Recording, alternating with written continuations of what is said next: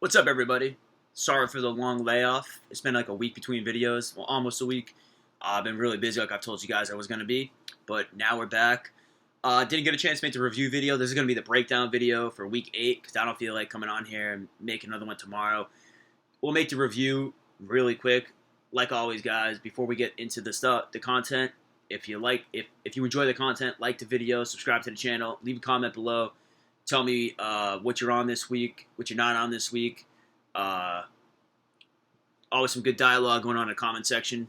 So last week was an interesting week for me. I did decent. I think I made like 3 teams for the Millie Maker. One of them cashed pretty highly.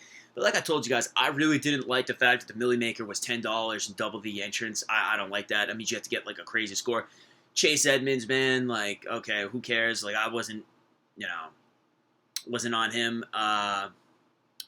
Marvin Jones, it was a lucky fluke game. That's not going to happen again. We were on Dalvin Cook. Fournette did pretty good. DeAndre Hopkins went off. He should have had a second touchdown that got taken away from him. Who else? DeAndre Hopkins. I did pretty good picking the receivers last week. But last week was a kind of a weird week. I don't really feel like... Waller went off against the Packers. I wasn't really on that. Aaron Rodgers looked amazing. Wasn't on that. It just wasn't. It was a week where I did pretty good, but like it wasn't going to be a week where I've had one week this year when Diggs went off. That was a week I should have had Diggs in every team because I had been attacking the Philly outside corners all season deep down the field. And like I've always told you guys on the channel, usually those big explosive over-the-top plays come more at home. And I targeted Galladay and Robbie Anderson against them in Philly. So I'm really mad that I wasn't on Diggs that week. Because if I was on Diggs, I would have probably made a run at the million. I'm not saying I would have won the million, but if I had like 10 or 15 teams in a Millie Maker and had Diggs on most of them, one of the teams would have had at least a snowball's chance in hell to win. I would have had to need a big game from one person. But guys, that last week, like that was another weird week. Like I don't really think there's a lot to talk about. You know, it's a fluky week. Like I said, Marvin Jones 4 touchdowns on less than like 90 yards receiving. Like that's not going to happen again. Edmonds, that's crazy. We already talked about this, guys. It's a new week. It's a new week. And we're back. We're better than ever. So let's get into the Week 8 breakdown. Okay, this is actually, guys, for whatever reason, we have some more games in the slate, I think, than we normally do. Maybe 1 or 2 more. I'm not sure. But let's get this show on the road. So we start off with Seattle at Atlanta. Atlanta sucks. Okay, Atlanta is terrible. They have given up hope. They are a loser team, and it's like we're gonna get to the Atlanta side. I like Chris Carson in this game because I just a lot of people like DK Metcalf this week. I kind of don't, man. Atlanta's not really getting beat over the top with. They're kind of just bad against the pass. They don't really get beat over the top. If I was on the passing game here, I'd play Tyler Lockett over Metcalf, but I'm more on Chris Carson in this game. I would only play Lockett if I thought the Falcons could score explosively on the Seahawks, which they can because the Seahawks can get beat deep down the field on the left side. So that makes me like Calvin Ridley on the Falcons. But guys, I just don't trust them getting the ball vertically over the top. They just haven't shown that component to their offense this year. If you want to play Calvin Ridley for 5,600, I have no problem with that. He is a type of receiver, kind of like a John Ross, that could burn them deep down the field, but it's a risky play because we just have not seen that element of the Falcons' offense this year, other than the game against Philly. I don't mind Calvin Ridley, but like I said, if I was going to play someone in Seattle, it would be Chris Carson. It wouldn't be Lockett. So yeah, those are really the 2 guys I like. You can play Matt Ryan. Matt Ryan, Ridley, run it back with Carson. I don't mind that. Don't mind that at all. The next game is Philadelphia at Buffalo. Okay. For Philadelphia, I like nobody. Not on Philly at all. For the Bills, I like John Brown and Josh Allen. And I'm going to keep it simple, guys. That's it. Like I said, I try really hard not to overload you guys with plays. That's what I like there. The next game is LAC at Chicago. This is a weird game because both these teams have been very disappointing this year. The Bears are a team that, like, last week they got roughed up by the Saints, and they're going to rebound here. The Chargers are just terrible, man. They are a rotten team. I mean, On the Chargers, the only guy I really like is like Keenan Allen and 60. I don't even like him that much. I mean, Eckler's not getting like enough. You need like we don't know if they're going to use Eckler the way they should use Eckler, so like that makes me hesitant to play him. On the other side, man, you could play David Montgomery, but like I just don't think he's very good. I don't think they're a very good run blocking team. The Chargers' rush defense is absolutely terrible. It's a real weird game. I just really don't feel confident about anything in this game, so I don't really want to give you the guy I would play on the Chargers be Keenan Allen. The guy on the Bears, I guess, is Montgomery. But guys, I don't feel confident about either one of those plays. Like, I need to see the ownership about those guys because, you could play Eckler. I mean, Latavius just roughed up the Bears, but I don't know if that was just a one-time thing. So like I said, it's a weird game. I'm not really confident in anything in this game. Here's a game I like. The Giants at Detroit. A lot of people are going to be hesitant to play the Giants here because they have looked so bad since the Tampa game. I like the Giants in this spot. I don't know why. I don't know why. I think that what you're going to need is you're going to need the Lions to get out to a lead and the Giants to play catch-up. I think they can do that. So I like Daniel Jones to Evan Ingram. That's what I like. On the other side, I like Stafford, Galladay. And that's it. That's it. Good game stack this game. I could see this game going over the total. Could also see Detroit just stinking. The Giants just not being good. The Giants might just not be a good team. That's very possible. I was on Daniel Jones after the Tampa game. Have him on a lot of my best ball teams. Been very disappointing the last couple weeks. Very disappointing. Saquon is injured this week. He's been limited in practice. That's not good. Not good for their offense. They need Saquon. I'm not on Saquon here at 8,900. He's too expensive for his role in this offense. Too expensive. I like Ingram here. The Lions just got roughed up by Irv Smith and Kyle Rudolph. They got Kelsey had like 7 for 85 against the Lions a couple weeks ago. I like Evan Ingram. People are going to be off him after last week. Love Evan Ingram here. Love Evan Ingram. Tampa Bay at Tennessee. Okay. I was on O.J. Howard originally, but he has a hamstring injury, so no, we're not on O.J. Howard here. I like Chris Godwin. The Tennessee Titans have yet to allow a 100-yard receiver this season. Mr. Godwin might have something to say about that because where they do get beat in their scheme, at least through my little analysis, is like over the middle by tight ends and slot receivers. Sanu and Hooper kind of had decent games against them, so that's where I would like to attack this team. I know Malcolm Butler's not very good, guys, but Malcolm Butler hasn't gotten burned very much this year. Maybe he's playing well this year. I don't know. I mean, you certainly could play dart throw Mike Evans against him. I'd rather play Godwin just because I trust Godwin more. Godwin's like the number one receiver this year. Probably going to be low owned in this spot. I like Chris Godwin here. I definitely could get on Godwin. On the other side, one of the first dudes on my team this week. Well, it wasn't really a guy. It was just I'm on the Tennessee passing game here. I told you guys Tannehill had a good chance to spark this passing offense, and he did. Now, I don't know exactly the formula of what to play here, man, because Delaney sounds like he's not going to play this week. So Jonnu Smith would be the cheap tight end I would roll this week against an awful Tampa Bay pass defense. Bad against receivers, bad against tight ends. So what I would do is I would play. You could play any component of these guys. Smith, Davis, and Brown. I don't know who is the receiver. I like Corey. I've always been on Corey Davis. I love Corey Davis. A.J. Brown's a beast too. I mean, I think that this is more conducive of Corey. Like I think Tampa gets beat more by Corey Davis types. A.J. Brown's kind of a guy who gets a lot of yards after the catch. It's not really what Tampa Bay gets beat by prototypically. Oh, and you do have an Adam Humphries revenge game. I didn't even mention that. So guys, like, listen, I'm on the Tennessee passing game.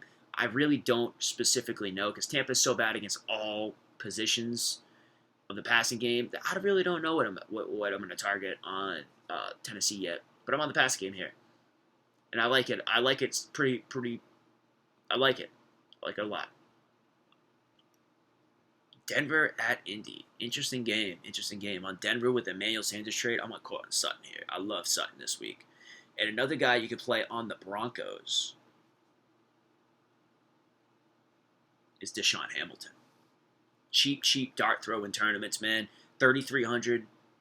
If they take Sutton away, he's going to eat up a lot of those short targets. And he's one of those guys who I think he's going to get a 25-point game. No.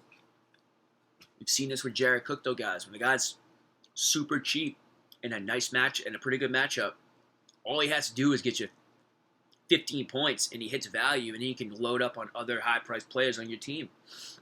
We've seen that win the Millie Maker this year. I like Deshaun Hamilton here as a sneaky play.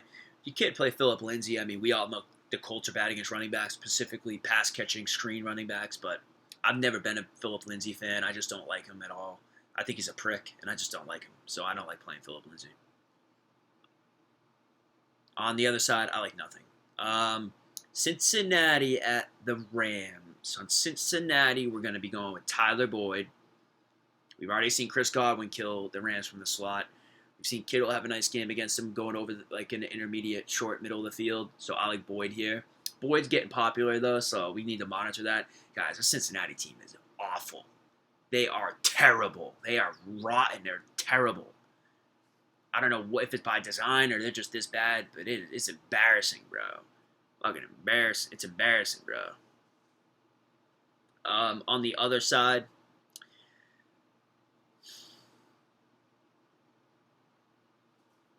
I can't pay $7,400 for Gurley.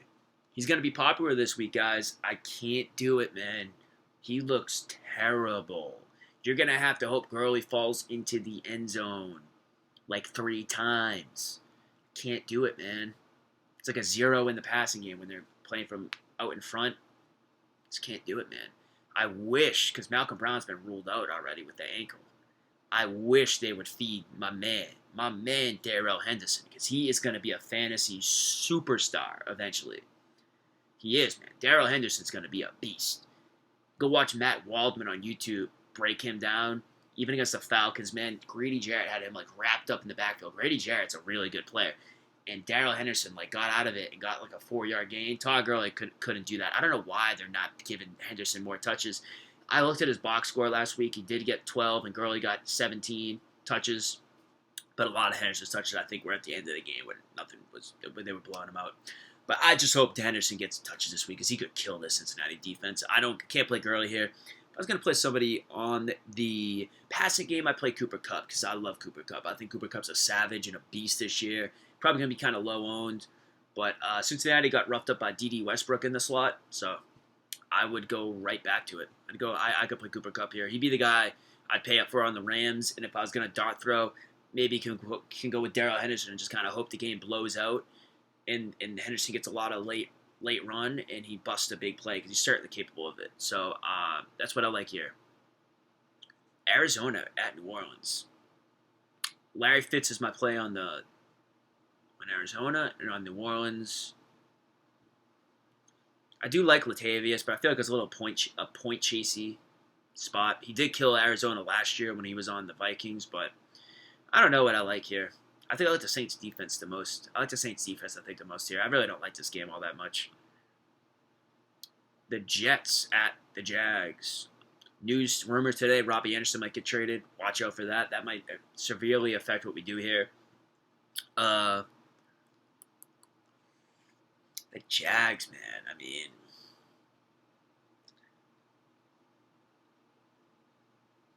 give me a second, guys. Give me 1 second. I gotta check something on Draftkings.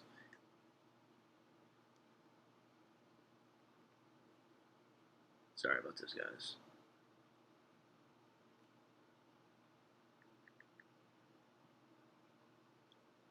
D.D. Westbrook at 4,500 I like. He's questionable, though. So, guys, I really hate doing this to you, but I kind of apologize. On the Jags, I'm very, I don't know. Okay, I just don't know. I got to look into this more because, like, D.D. killed the Jets last time. DJ Shark's a beast. He's the receiver on this team. That's the guy you want to play, but it's a better matchup for D.D. D.D.'s questionable. Leonard Fournette's a beast. I mean, I don't think people are disappointed with what Fournette did last week, but I think that he wasn't he didn't crush like people, he didn't have he had 100 something yards rushing. He did have a great game, but he didn't get a touchdown. So maybe people are disappointed. But like I said, guys, on the Jaguars, we're going to have to wait and see. I'll do the Saturday update and specify what I'm on Jacksonville. On the Jets, I like Jamison Crowder. 4,800. I really don't love that price tag. I wish he was a little bit cheaper, but man, what are you going to do? What are you going to do? Okay, moving along. Carolina at San Francisco. The only play I like here is really the Carolina defense for 2,400. I think Carolina might win this game. I don't see the 49ers keeping this undefeated streak alive. I think Carolina comes in and wins this game. I don't think I think the defense is the play at 2,400 on the 49ers. You could play George Kittle. It is a good matchup. They get Carolina gets killed going over the middle on crossing routes. It could be a big game for Kittle, but I just don't like Kittle 6,500. Why is Kittle priced like he was last year? You know, he's got a totally different. He's not getting like featured and fed the ball like he was last year. So, you know, not a game fantasy wise that I really love. McCaffrey, I'm not playing McCaffrey in this spot. It is a tantalizing price tag, man, but like this game's gonna be, in my opinion, gonna be a low scoring, boring game. I just not for me, not for me. Cleveland at New England. Cleveland off a bye week, New England on a short week. I think Cleveland covers the spread here. Fantasy wise, Cleveland, it's very tough to get on anything, man. I did like Jarvis Landry a little bit here, but I don't like what he said today that they're gonna go in and win the game. I don't like that. Nick Chubb, oh man, you're gonna need like multiple touchdowns. Maybe I don't know, but man, honestly, guys, I think I like the most in this game. I like James White a lot on the Patriots because I think this game stays pretty close, and that's the guy I would play against a pretty bad Cleveland rush defense. And obviously the Pats D is in play. I mean, guys, this Patriots offense is not that great. Like the Browns at 2,000, like I don't think they're gonna go off, but I think they could get like a pick six and get you 10 points maybe. You know, I mean, I think it's gonna be. I don't know. This is a weird game. I think it's gonna be a decent game to watch. It's an interesting game. I think it's gonna be like the Browns Super Bowl. This is a big pivotal game for them. Obviously, we don't play Beckham here because they're gonna take Beckham away, but I think Landry would be the guy I would go here. 4,800. That's a nice price tag. 66 for Chubb. Like I said, you're going to need like 2 touchdowns and some passes. I don't really like that. Obviously, too, guys, we said we're going to play James White, on the Patriots. The last game is Oakland at Houston. Oakland, I don't like anything. I don't like anything on Oakland. Everyone's playing Darren Waller, 5,900. I don't really like that. Houston's actually not bad against tight ends this year, for whatever reason. If Josh Jacobs was more involved in the passing game, I would play him here, but because Houston's not good against pass catching running backs, but I'm not going to do that. I mean, you could play Josh Jacobs. I don't hate that play. I'll throw him in my play pool. Maybe game script works in his favor here, and they get him more involved in the passing game. But he's really good catching the football. I don't know why they don't get him more involved. On the other side, guys, it's real simple. Hopkins. DeAndre Hopkins. No 4. Hopkins should have had another touchdown last week. He got robbed of a second touchdown early in the game. So Hopkins should have had like a 35, 36-point game last week, and he'd be mega, mega chalk here. He should be over 30% owned because 8,100 is not that big of a price tag against a terrible Raiders pass defense on the boundaries. So, guys, that is the breakdown for the Week 8 slate. Like I said, I want to apologize for the week off between videos. I was bombarded with crap to do this week. That might happen again one of the last weeks of the season when I have my finals, but I hopefully not. What else I want to say?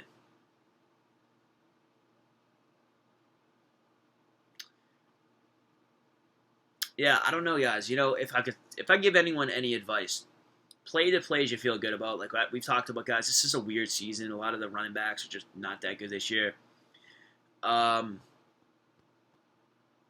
So far this week, the things I feel good about are pass catchers. I don't really know what I like at the running back position. I'm kind of all over the place. I'll specify that as the week goes on. Guys, leave comments down below about what you like this week. We'll go back and forth. We had some good stuff going last week. We were on Martez Valdez-Scantling after, like, on Monday of last week, and then we got off of him, and then he went off for 25 points. So we have to stay with our guts. Guys, you can't be afraid to lose your money. Okay, you have to play to win. You can't play not to lose. You have to play to like a champion to win. Scared money doesn't make any money, as a wise person used to say. Okay? As a wise man once said. It's a great quote. It's a great quote. And with that being said, guys, I hope you guys have a great rest of your week. I'll do my Saturday update in the comment section of this video. Read it. I try to make it as short. Guys, I know sometimes those it's like a long post, but if you really look at it, man, there's not a lot I'm actually like telling you to do. Okay? I'm just like last week, it was a little bit long towards the end, but I don't feel like I'm overloading with information because a lot of what I said in there was pretty good. But like I said, guys, take it easy. Let's win some money this week.